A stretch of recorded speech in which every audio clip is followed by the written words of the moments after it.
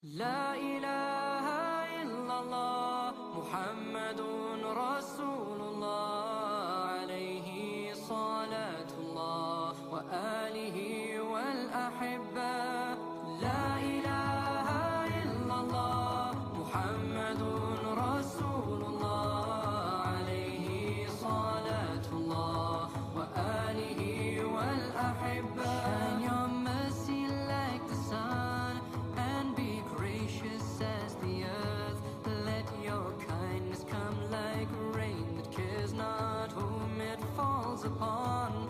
And let ocean deep your wisdom be, your heart a lantern spreading peace. Give yourself in love of him, be like Al-Habib. And in your deepest need and in your deepest grief, call on him in humility.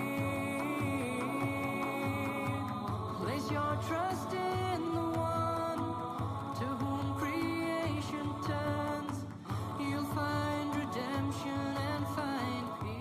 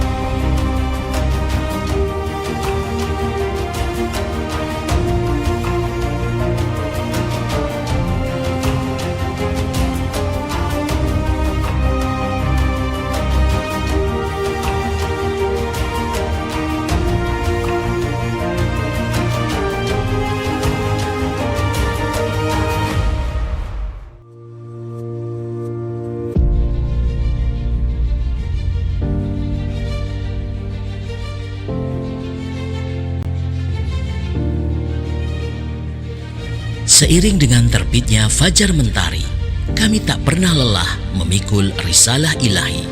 Kami jelajahi Nusantara, mengetuk pintu-pintu masjid, membersamai para jamaah Jum'ah, menyibak segala peristiwa yang syarat dengan polusi kemunafikan yang beredar telanjang bulat di depan mata. Jari jemari kami terus mengalir merekam semua peristiwa. Kami hadirkan solusi cemerlang yang bersumber dari ideologi Islam kafah dalam sebuah media buletin dakwah kafah yang terbit setiap hari Jumat. Sebuah buletin yang inspiratif, ideologis, mengupas berbagai persoalan dari sudut pandang Islam, menambah romansa keberkahan di hari Jumat Anda. Selamat menyaksikan bedah buletin dakwah kafah bersama saya, Indra Fahrudin, Direktur Rumah Inspirasi Perubahan, hanya di YouTube channel Rumah Inspirasi Perubahan. Bismillahirrahmanirrahim. Assalamualaikum warahmatullahi wabarakatuh. Alhamdulillahi wa kafa, wassalatu wassalamu ala rasulillahil mustafa wa ala alihi wa sahbihi wa man wafa, la hawla wa la quwwata illa billahil aliyil azim. Amma ba'du, alhamdulillah kaum muslimin dan pemirsa YouTube channel Rumah Inspirasi Perubahan, rahimani wa rahimakumullah. Bersyukur sekali dan bahagia Al-Fakir bisa kembali diizinkan oleh Allah Subhanahu wa taala membersamai Jumat sore para pemirsa semuanya di 23 Dzulhijjah 1445 Hijriah atau bertepatan dengan 28 Juni 2024 di acara yang kita tunggu setiap Jumat sore, yaitu bedah buletin dakwah kafah. Alhamdulillah Kita sudah masuk di edisi 349. Buletin ini merangkum, memilih, dan memilah dari sekian banyak persoalan yang terjadi, khususnya yang menjadi perbincangan kita di tengah-tengah masyarakat atau di media sosial.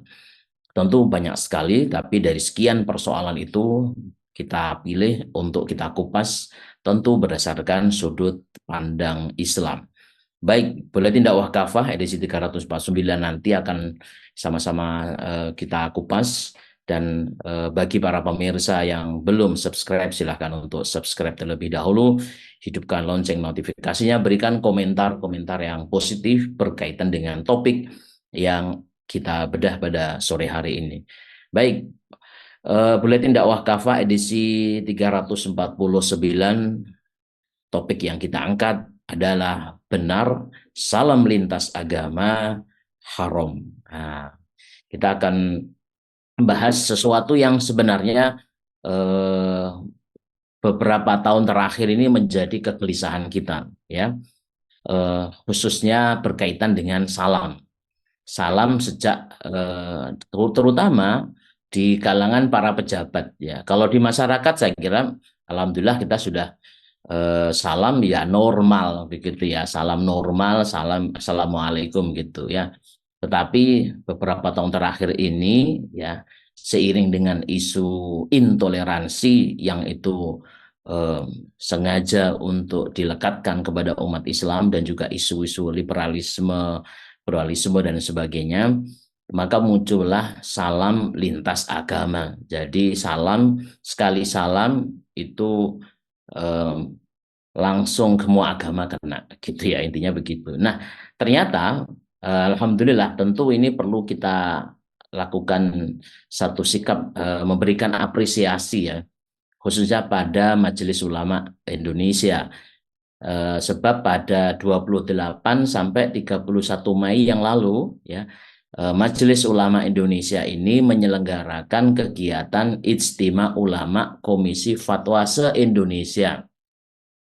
Dan tema yang diangkat pada saat itu adalah fatwa panduan keagamaan untuk kemaslahatan umat. Kegiatan tersebut diikuti oleh 654 peserta dari berbagai unsur dalam Majelis Ulama Indonesia. Ada ormas-ormas Islam, para peneliti dari berbagai universitas, dan lain sebagainya.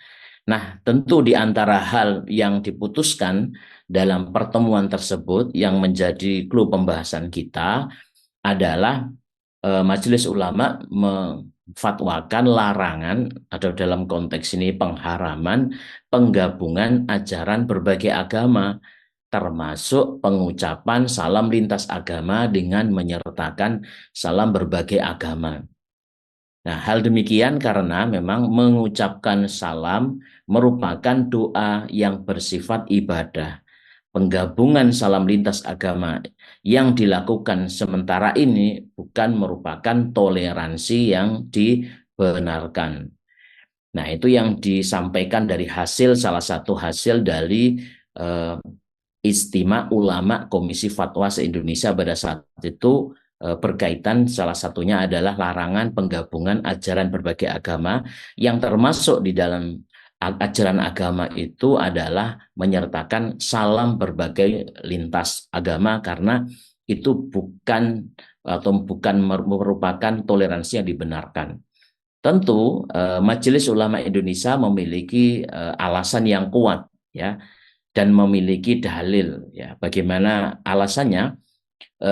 Minimal kita bisa melihat dari apa yang disampaikan oleh Wakil Sekjen Majelis Ulama Indonesia Arif Fahrudin ketika menjelaskan proporsionalitas toleransi di balik fatwa salam lintas agama tersebut. Menurut Arif Fahrudin, dalam kesempatan itu dia mengatakan tidak semua dalam Islam, tidak semua aspek di dalam Islam itu bisa ditoleransi. Yang tidak diperkenankan Islam adalah motif mencampur adukkan wilayah akidah dan ritual keagamaan, atau kita kenal dengan sinkritisme atau talfik al-adyan, sehingga mengaburkan, sehingga sikap tersebut mengaburkan garis demarkasi antara wilayah akidah dengan muamalah.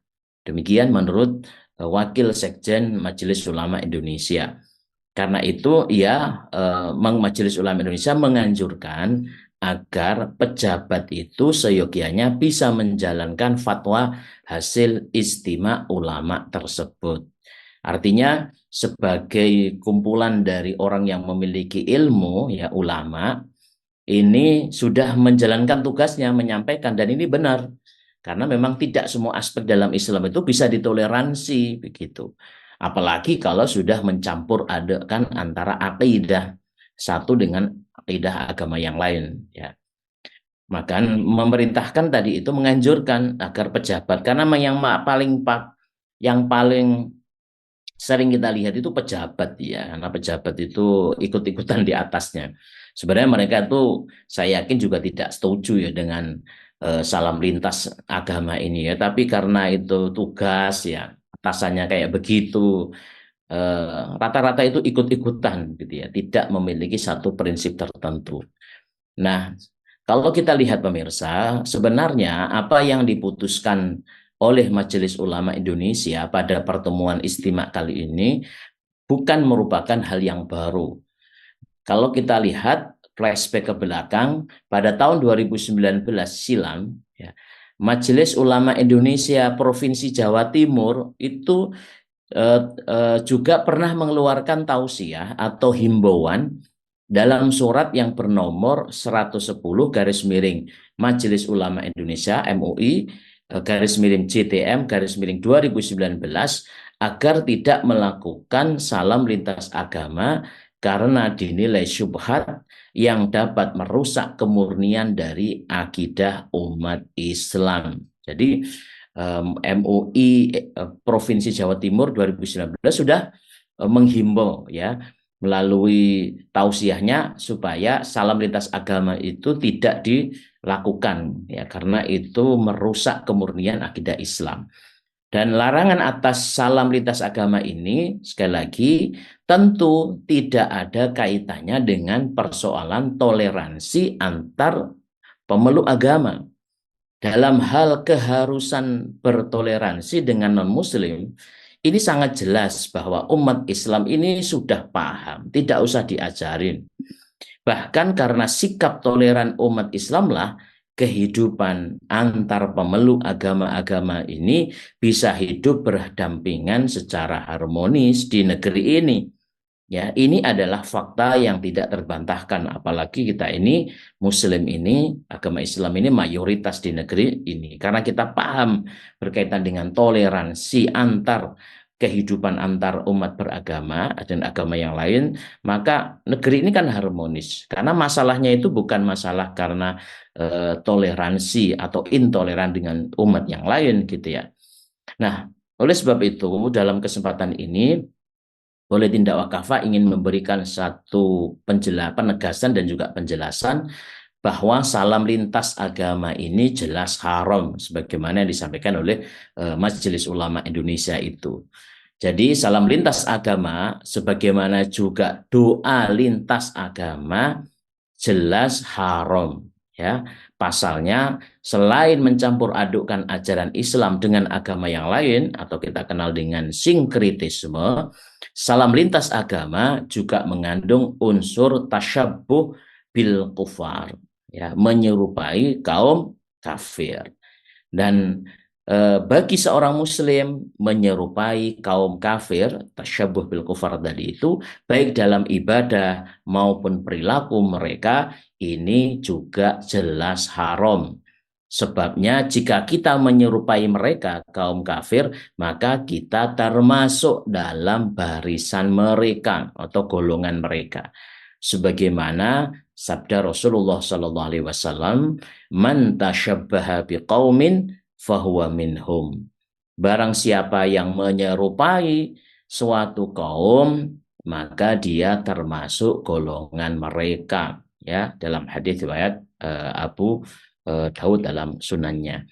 Dan Rasulullah SAW juga bersabda Laisa minna man tashabbaha bi ghairina la tashabbahu bil yahudi wala bin nasara. Bukan termasuk golongan kita umat Islam siapa saja yang menyerupai kaum selain kita. Ya, dan diperintahkan di sini dalam hadis ini janganlah kalian menyerupai kaum Yahudi maupun Nasrani. Fa inna taslimal Yahudi al isyaratu bil asabihi wa tasliman Nasara al isyaratu bil kufi. Jadi sungguh salam kaum Yahudi ini adalah isyarat dengan jari jemarinya. Sementara salam orang Nasrani adalah isyarat dengan telapak tangannya.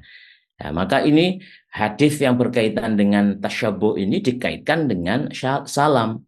Ya, jadi sangat jelas sekali.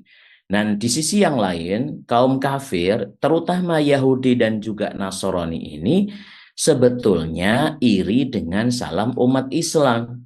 Kalau mereka itu salamnya dengan isyarat jari jemari dan telapak tangan, umat Islam itu luar biasa ya, beda dengan mereka. Makanya Yahudi dan Nasrani spesifik di sini sebetulnya mereka itu iri dengan salam umat Islam. Karena itu tentu sangat aneh jika kita itu malah meniru salam mereka.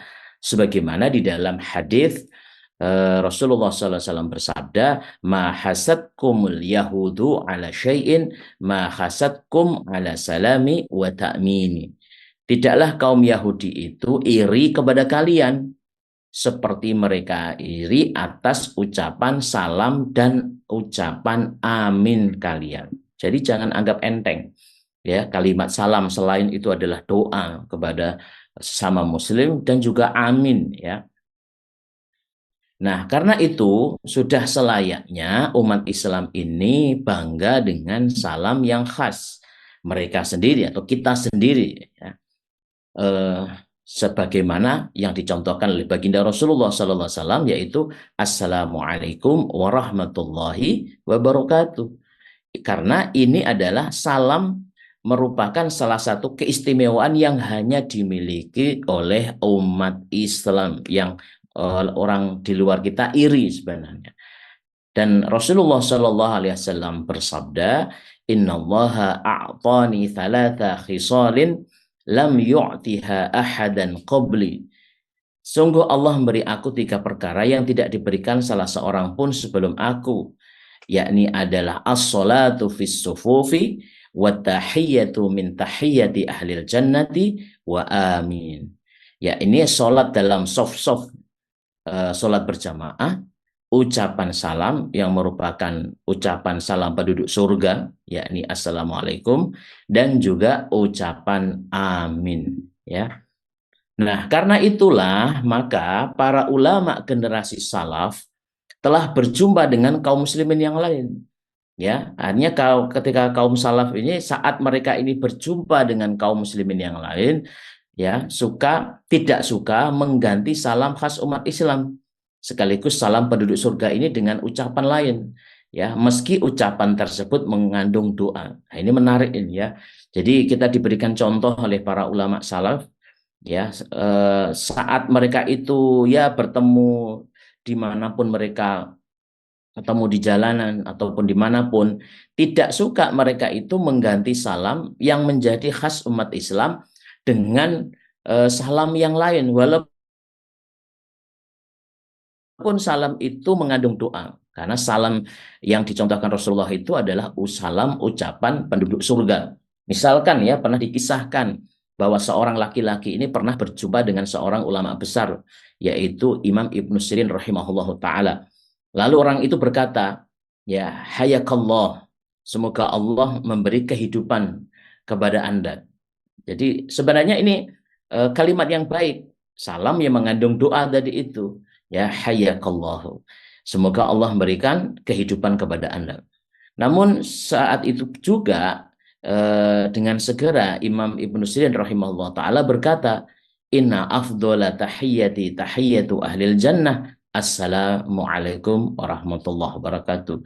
Sungguh ucapan salam terbaik adalah ucapan salam dari penduduk surga, yakni assalamualaikum warahmatullahi wabarakatuh. Nah, ini sangat jelas sekali bagaimana kedudukan salam di dalam Islam.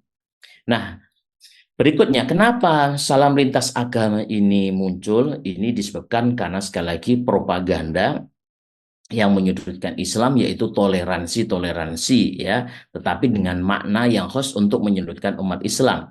Maka kita bisa sampaikan ini adalah toleransi yang kebablasan ya. Jelas salam lintas agama ini adalah wujud dari toleransi yang betul-betul sudah offside, sudah kebablasan, keluar jalurnya.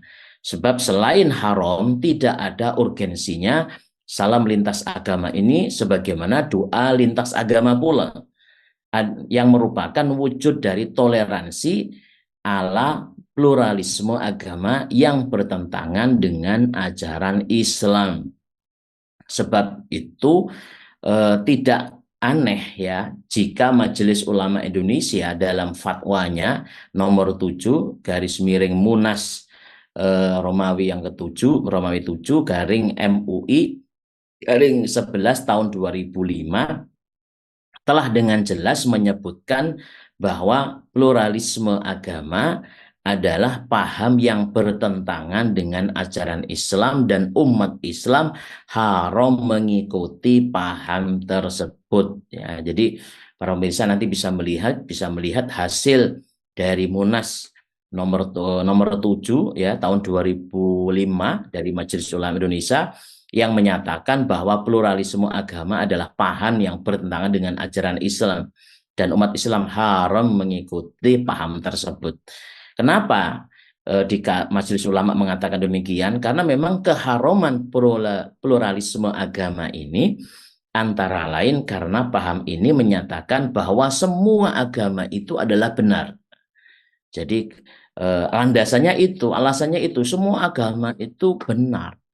Atau karena itu tidak boleh ada, makanya mereka mengatakan karena itu tidak boleh ada monopoli atas klaim kebenaran, truth claim ya, truth claim atau klaim kebenaran, termasuk oleh kaum muslimin sendiri. Jadi ini kan sering ya yang mereka mengatakan sok mereka itu dikatakan sok moderat dan sebagainya. Sok mereka itu dianggap sebagai sesuatu yang damai. Tetapi dalam pandangan mereka sering mengatakan bahwa mereka itu atau kita itu tidak boleh memonopoli kebenaran termasuk kaum muslimin, sehingga gagasan ini memunculkan namanya pluralisme agama yang menyatakan semua agama itu benar.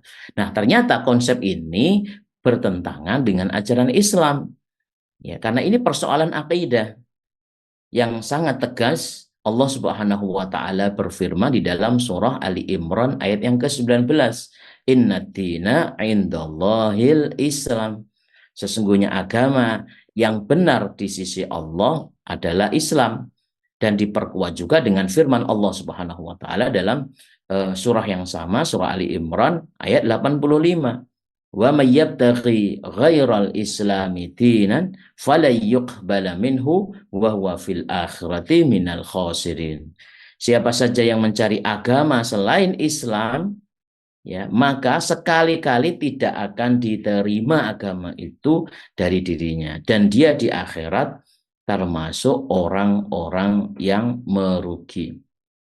Dan di sisi lain Allah Subhanahu wa taala ini secara tegas ya menolak klaim kebenaran semua agama selain Islam. Nah, ini Al-Qur'an sendiri Allah Subhanahu wa taala melalui firman-Nya itu sudah menolak klaim kebenaran semua agama selain Islam.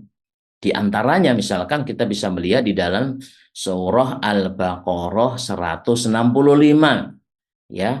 Jadi sangat jelas di sini itu disebutkan wa minan nasi may yattakhidhu min dunillahi andadan yuhibbunahum ka hubbillahi walladzina amanu asyaddu hubbalillah walau yaral ladzina zalamu idh yarawnal 'adzaba annal quwwata lillahi jami'a wa annallaha syadidul 'adzab. Dan di antara manusia ada orang menyembah tandingan-tandingan selain Allah. Mereka mencintainya sebagaimana mereka mencintai Allah. Adapun orang-orang yang beriman sangat mencintai karena Allah. Dan jika seandainya orang-orang berbuat lalim, zalim, itu mengetahui ketika mereka melihat siksa hari kiamat, bahwa kekuatan itu kepunyaan Allah semua. Dan bahwa Allah maha berat siksaannya, niscaya mereka akan menyesal. Ya, jadi ketika mereka itu dalam ayat ini menjadikan sesembahan selain Allah, maka Allah akan laknat mereka. Begitu juga di dalam surah At-Taubah ayat yang ke-30, ya, sebagaimana ketika orang Yahudi itu, ya, wa qalatil yahudu Uzairu bin Allahi wa qalatin nasara al-masih bin Allahi dzalika qauluhum bi afwahihim yudahiuna qaulal ladzina kafaru min qablu qatalahumullahu anna yufakun. Jadi orang-orang Yahudi ya berkata bahwa Uzair ini adalah putra Allah, dan orang Nasrani berkata Al-Masih ini putra Allah. Jadi mereka ini adalah orang-orang yang kafir, orang yang sesat. Ya, mereka adalah dilaknati oleh Allah Subhanahu wa taala. Ya, jadi jangan sampai kita itu mengatakan sesuatu yang sudah dilaknat oleh Allah, dikatakan itu adalah merupakan kebenaran. Kita harus menerima kebenaran selain Islam. Padahal Al-Quran sendiri itu melaknat mereka ini berdasarkan firman Allah. Begitu juga di dalam surah At-Taubah 31 ya, berikutnya, di mana kita itu tidak boleh menjadikan rahib-rahib mereka, orang alim mereka itu sebagai Tuhan selain Allah, ya, karena tradisi rahib-rahib mereka itu menjadikan rahib mereka sebagai Tuhan mereka. Yakni apa? Mereka telah menghalalkan apa yang diharamkan oleh Allah dan mengharamkan apa yang dihalalkan oleh Allah. Dan ini adalah tindakan yang tercela di dalam Islam dan dicela oleh Allah Subhanahu wa taala. Ini tidak boleh. Dan juga dalam surah Al-Maidah ayat 72, ya, laqad kafara alladziina qalu innallaha wal masih ibnu Maryam. Sesungguhnya telah kafirlah orang yang berkata sesungguhnya Allah adalah Al-Masih putra Maryam. Dan tentu masih banyak yang lain, ya. Makanya tidak boleh kita itu mengatakan bahwa semua agama ini benar, ya. Tidak boleh. Sebab Rasulullah SAW sendiri dalam hadis riwayat Imam Muslim dan Imam Ahmad sangat jelas. Beliau mengatakan walladzi nafsu Muhammadin biyadihi la yasma'u bi ahadun min hadhil ummati yahudi wala nasrani. Demi zat jiwa Muhammad berada di tangannya, tidaklah seorang manusia yang mendengar aku, ya, baik itu Yahudi ataupun Nasrani, thumma yamutu, dan kemudian dia itu mati, walam yu'min billadzi ursiltu bihi illa kana min ashabin nar, sedangkan ia tidak mengimani apa yang diturunkan kepada diriku kecuali dia menjadi penghuni neraka. Masya Allah. Jadi sangat jelas dalam hadis ini sampai Rasulullah itu bersumpah, maka seharusnya orang Yahudi maupun Nasrani, ya, ketika Rasulullah SAW diturunkan, maka seharusnya orang Yahudi Nasrani ini mereka harus berbondong-bondong beriman kepada Allah dan Rasulnya, harus berganti mereka. Karena sudah ada nabi yang terakhir. Ya, bahkan kalau mereka tidak mengimani Rasulullah Sallallahu Alaihi Wasallam, mereka nanti itu termasuk golongan penghuni neraka. Jadi sangat jelas.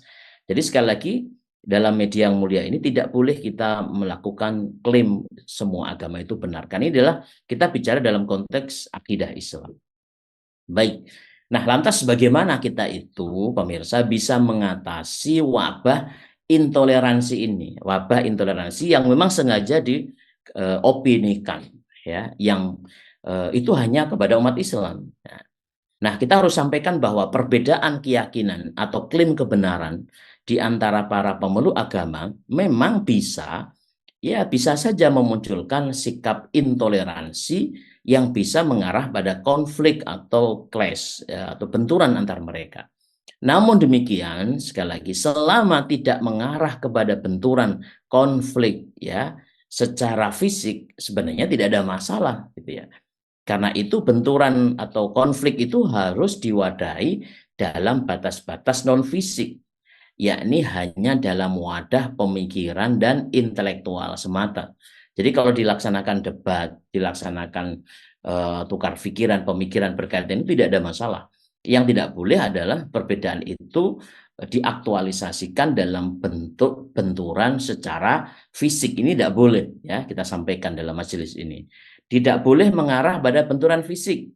Dengan cara seperti itulah, dengan cara intelektual itulah, maka sebenarnya pluralitas atau kemajemukan itu dalam keyakinan bisa diselesaikan dengan baik. Dan Islam juga memecahkan persoalan ini dengan baik kok. Nah, inilah yang sesungguhnya sebenarnya diajarkan oleh Islam. Jadi Islam itu tidak memaksa orang kafir atau orang non-muslim untuk memeluk dan meyakini Islam. Tidak boleh ada paksaan. Hal itu sangat sore jelas di dalam surah Al-Baqarah ayat 256. La iqraha fiddin.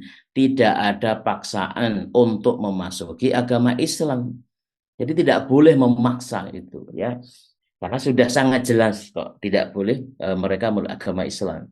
Hatta di dalam aktivitas kalau kita lihat bagaimana khilafah Islamiyah dalam lintasan sejarah ketika mereka melakukan as-siyasah al-khurajiyah, ya politik luar negeri, ya mereka menawarkan Islam, ya mereka menawarkan Islam dalam konteks supaya mereka itu tunduk dengan Islam. Tapi secara akidah mereka diperbolehkan tetap pada agamanya. Jadi tidak boleh ada paksaan. La iqroha fiddin. Nah, makanya orang-orang non-muslim, baik itu ahlul kitab seperti Yahudi, Nasrani maupun musyrik seperti Hindu, Buddha, Konghucu ataupun sebagainya dan sebagainya tetap bisa hidup di dalam daulah Islam, dalam konteks depan, dalam konteks Islam. Tentu saja mereka ini bebas memeluk keyakinan mereka dan juga mengeklaim kebenaran atas keyakinan mereka. Boleh. Mereka ini mengklaim benar boleh, tidak ada masalah. Ya. Mereka mendapatkan perlindungan dalam daulah Islam. Mereka dijaga keyakinan mereka. Hanya saja melalui proses dakwah yang dilakukan secara argumentatif, al-hikmah, atau debat terbuka dengan menampilkan argumentasi yang canggih, yang cerdas, yang unggul, wajadilhum billati iya ahsan, ya, sebagaimana firman Allah dalam surah An-Nahl ayat 125, ya. Ini adalah bagaimana cara kita berdakwah. Ini harus kita lakukan. Jadi tidak ada sama sekali dakwah dalam konteks ini dengan cara kekerasan, adu fisik tidak boleh. Hatta menyangkut persoalan akidah. Dan Al-Quran berbicara tentang itu dengan sangat elegan. Ya. Karena memang kita diperintahkan untuk menyampaikan Islam ini secara intelektual, dengan menghunjam akal dan pikiran, dengan menyuguhkan argumentasi yang argumentatif, ya, burhanul akal, ya, dengan argumentasi yang mengguncang akal pikiran. Dan itu harus kita lakukan. Dan juga selain itu dia harus ditopang dengan penerapan hukum-hukum Islam dalam seluruh aspek kehidupan, ya. Bukan memang orang non-muslim itu diberikan keleluasaan dalam akidah mereka, dan kita boleh melakukan aktivitas dakwah dengan aturan sebagaimana dalam surah An-Nahl 125 itu. Namun juga demikian, ada hak-hak secara fisik yang mereka itu juga mendapatkan hak mereka. Dengan cara apa? Dengan cara nanti itu diterapkan Islam dalam seluruh aspek kehidupan. Maka dengan demikian, maka orang muslim itu akhirnya bisa melihat secara langsung, ya, Islam ini bukan hanya secara teori atau dalam literatur saja, tetapi dengan diterapkan hukum Islam, mereka akan bisa melihat secara visual benar-benar bagaimana Islam itu adalah agama dan ideologi yang benar-benar mampu mewujudkan rahmatan lil alamin, ya, dan keadilan yang sebenarnya. Dan makanya kita sampaikan Islam jangan diajari tentang toleransi. Ya, makanya benar Majelis Ulama Indonesia mengatakan tidak ada toleransi dalam konteks dimensi akidah ataupun ibadah, ya. Lalu ya dengan dilakukan seperti tadi itu penerapan hukum Islam sehingga mereka itu bisa yakin bahwa agama dan ideologi yang benar itu hanyalah Islam. Lalu pada akhirnya mereka nanti akan berbondong-bondong untuk memeluk Islam. Bukan karena terpaksa, tetapi betul-betul karena sukarela. Dan memang faktanya demikian. Nah, dengan begitu kebenaran yang sebelumnya mereka klaim pun akhirnya mereka tinggalkan setelah mereka ini menyaksikan kebenaran Islam. Dan semuanya itu ditampilkan oleh Islam secara elegan dan rasional. Ya, dan kita bisa mengambil salah satu fragmen kisah masuk Islamnya ya, ribuan orang Kristen di Irak di tangan Abu Hudzail al-Alaf setelah melalui debat intelektual. Kita bisa lihat di contohnya adalah bukti bahwa hal itu diskusi intelektual bisa dilakukan atau sekarang marak ya para dai-dai yang mereka menguasai belajar tentang kristologi ataupun agama yang lain, mereka melakukan aktivitas debat-debat secara intelektual, diskusi argumentatif ya dilakukan dan itu tidak menjadi persoalan. Nah, di pertemuan yang terakhir kita ingin sampaikan bagaimana kita itu harus menolak sesuatu yang menjadi sebab akar dari persoalan ini. Kenapa muncul doa lintas agama, salam lintas agama? Ini karena sekali lagi karena pluralisme tadi. Maka dengan tegas kita sampaikan kita harus menolak yang namanya gagasan pluralisme tadi itu. Karena memang Islam ini sebagaimana kita sampaikan tadi itu adalah agama yang sangat menjunjung tinggi toleransi. Wujud toleransi agama Islam adalah menjunjung tinggi keadilan bagi siapa saja, termasuk bagi non-Muslim. Ada beberapa poin penting ya yang ingin kita garis bawahi bahwa Islam melarang keras, berbuat zalim, serta merampas hak-hak mereka. Hal yang demikian Allah tegaskan di dalam misalkan dalam surah Al-Mumtahanah ayat yang ke-8 ya di mana kita boleh melakukan interaksi muamalah dengan mereka. La yanhakumullahu 'anil ladzina lam yuqatilukum fid dini wa lam yukhrijukum min diyarikum an tabarruhum wa tuqsitu ilaihim innallaha yuhibbul muqsitin. Allah tiada melarang kamu untuk berbuat baik dan berlaku adil pada semua orang. Jadi tidak ada masalah. Atau juga Islam mengajarkan untuk tetap bermuamalah ya yang baik bahkan dengan orang tua walaupun tidak beragama Islam yang antara anak dan dengan orang tua ini berbeda.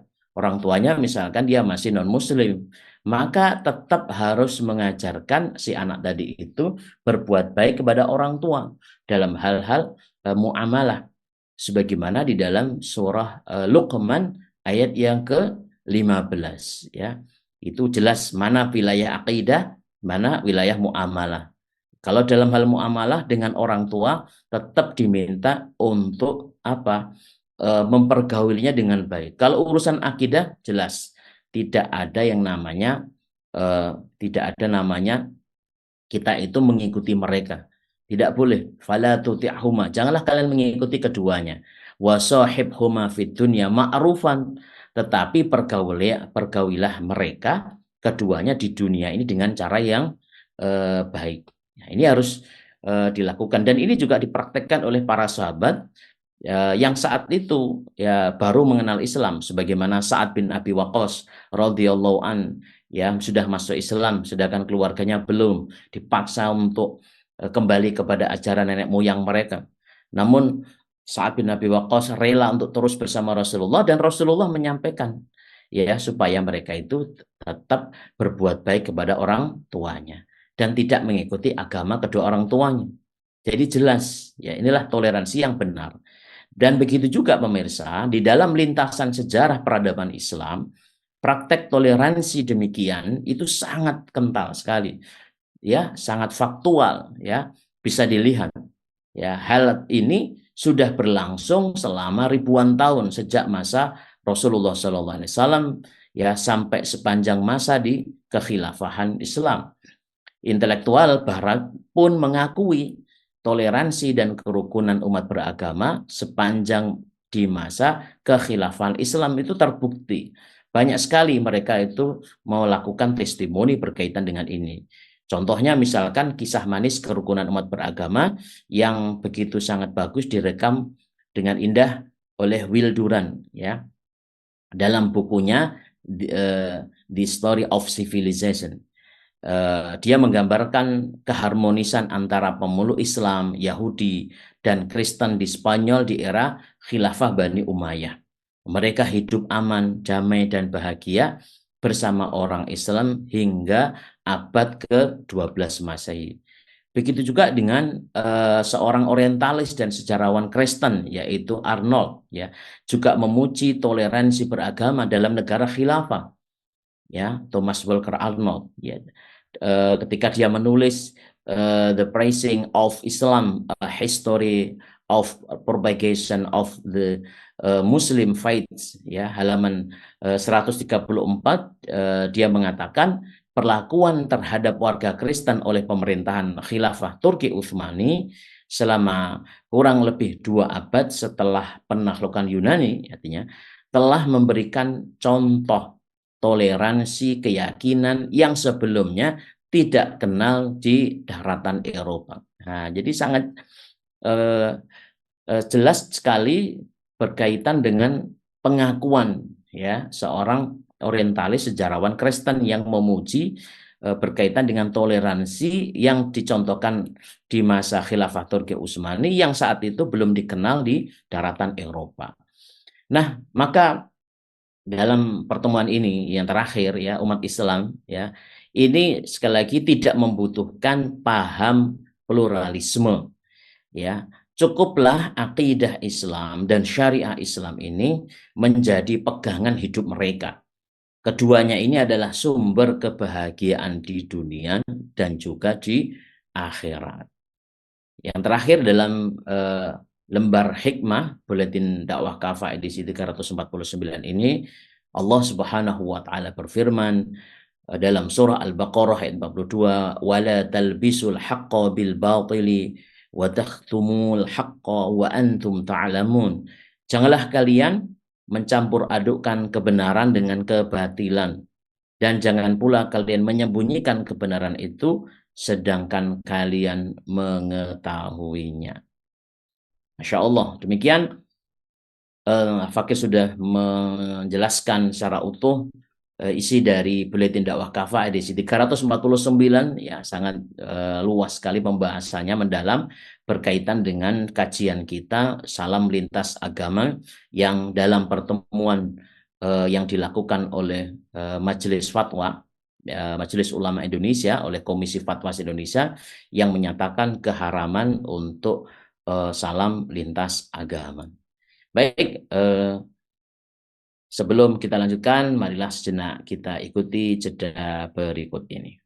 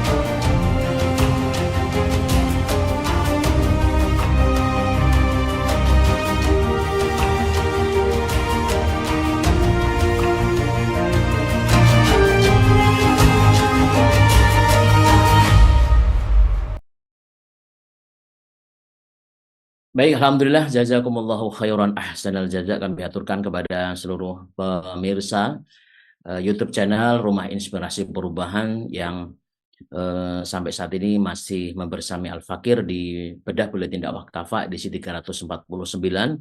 Kita telah mengupas pembahasan berkaitan dengan salam lintas agama yang jelas haram, dan alhamdulillah kita menemukan satu momentum yang bagus, ya, dari hasil kajian Majelis Ulama Indonesia di Istimewa Ulama Komisi Fatwa Indonesia pada akhir bulan Mei yang lalu, dan juga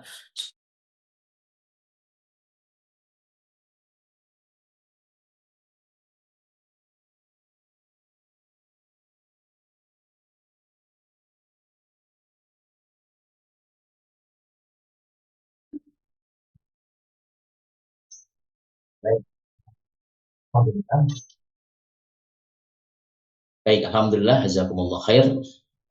Jadi ini menjadi apa namanya satu penegasan ya bagi kita, penting ya. Dan kita berharap bahwa apa yang kita sampaikan ini benar-benar bisa bisa direspon, bisa ditindaklanjuti ya. Kita kembali kepada salam kita. Justru itu menunjukkan identitas kita. Dan sebenarnya itu tidak menjadi persoalan ya. Kita pernah lama sekali ya, di berbagai orde itu, baik orde lama atau orde baru atau reformasi ya. Ketika kita menyampaikan, atau khususnya para pejabat lah ini, karena kalau masyarakat umum tidak ada yang menggunakan itu ya. Ketika di pertemuan formal terutama menyampaikan salam, kalau dia seorang muslim ya dia menyampaikan saja assalamualaikum warahmatullahi wabarakatuh, dan itu menunjukkan jati diri sebagai seorang muslim. Dan saya yakin orang-orang muslim juga tidak akan tersinggung dan tidak akan melukai yang namanya toleransi. Tidak ada. Kalau misalkan orang non-muslim dia menggunakan salam agamanya, berarti kita ya tidak boleh menjawab. Dan kita juga tidak akan merasa tersinggung dengan salam yang mereka itu. Justru kita tahu, oh ini muslim, ini non-muslim, ya, dan sebagainya. Dan kita kembalikan, tidak ada hubungannya. Sekali lagi, persoalan negeri ini bukan persoalan intoleransi, bukan. Persoalan carut marut tata kelola negeri ini, ya, krisis multidimensi ini, ya, ini semata-mata ya karena penerapan sistem kapitalisme, sekularisme yang sudah masuk di berbagai macam lini, yang itulah yang menjadikan umat ini tercabut dari kemuliaannya. Umat yang seharusnya mayoritas kita adalah umat Islam, interaksi kita, muamalah kita yang seharusnya itu diatur dengan aturan Allah Subhanahu wa taala menjadi terkendala, tidak bisa melakukan secara sesuai dengan aturan Allah karena sekularisme ini, karena kapitalisme ini. Sedangkan kita selama ini ya masih dinabubukkan lah dengan kita melaksanakan, kita diperbolehkan melakukan aktivitas atau amal-amal ibadah yang sifatnya itu mahdhah ya, tetapi kita tidak diberikan kebebasan ya, tidak diberikan ruang kebebasan untuk melakukan aktivitas-aktivitas muamalah ya, khususnya pada dalam berinteraksi kita lebih luas yang menyangkut kehidupan umum itu dengan aturan Allah Subhanahu wa taala. Bahkan inilah yang sebenarnya menjadi pangkal dari munculnya berbagai macam persoalan yang mendera ini. Ketika ekonomi kita tidak diatur dengan aturan Islam, bagaimana mekanisme pencegahan transaksi elektronik ini tidak ditopang dengan ketegasan hukum Islam, maka muncul sekarang disibukkan dengan judi online yang betul-betul membuat khususnya negeri ini terkenal karena ranking pertama di dunia, dan itu berimbas ya pada tataran-tataran kehidupan sampai ke masyarakat dan juga keluarga. Konflik keluarga beberapa waktu yang lalu yang sudah viral, ternyata kalau ditelisik karena praktek-praktek judi online ataupun juga transaksi keuangan yang berbasis online yang itu tidak sesuai dengan aturan Allah Subhanahu wa taala. Yang kemaksiatan itu di era digital ini sudah bermetamorfosa lebih canggih lagi.